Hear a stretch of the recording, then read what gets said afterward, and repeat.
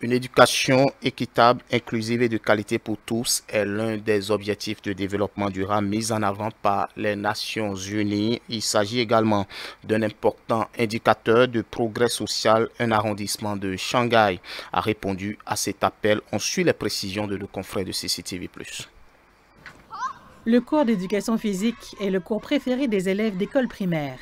Et Tong Tong, âgé de 9 ans, n'y fait pas exception. La seule différence est que Tong Tong est né avec une lésion cérébrale. Toutefois, ses enseignants font tout leur possible pour qu'il continue à participer aux cours. L'école de Tong Tong à Shanghai est pionnière, s'inscrivant dans le projet expérimental de la ville de bâtir un système éducatif équilibré pour tous les élèves.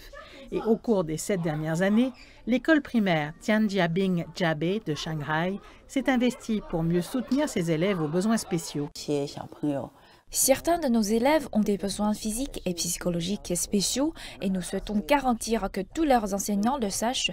Toutes les 2 semaines, nous organisons une réunion multidisciplinaire pour discuter du cas de ces élèves.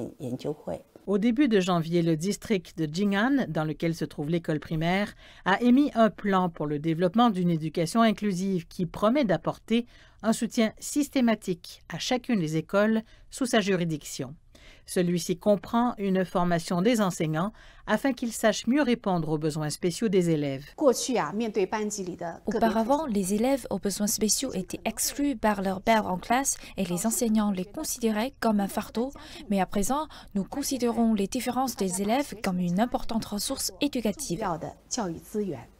À l'heure actuelle, les enfants chinois présentant des handicaps sévères doivent toujours se rendre dans des écoles spécialisées pour leur éducation, tandis que les écoles ordinaires ne sont d'habitude pas équipées avec les ressources ou l'expertise nécessaires pour offrir à ces élèves aux besoins spéciaux une expérience d'apprentissage de qualité. Mais résoudre cela, selon les experts, serait faire un pas dans la bonne direction. La professeure Wang Heiping fait office de conseillère éducative auprès du plan pour le développement d'une éducation inclusive. L'éducation inclusive consiste à réaliser son droit à l'éducation. Les enfants aux besoins spéciaux doivent avoir le droit d'être éduqués dans des écoles ordinaires. Si une école ne répond pas aux bonnes conditions de leur accueil, la faute revient à l'école, pas aux parents. Eh bien, comment dire? Il peut étudier dans cette école commune en étant entouré d'enseignants très attentionnés et les autres enfants ne s'en prennent jamais à lui. Il n'y a aucun harcèlement et je suis très heureuse de cela.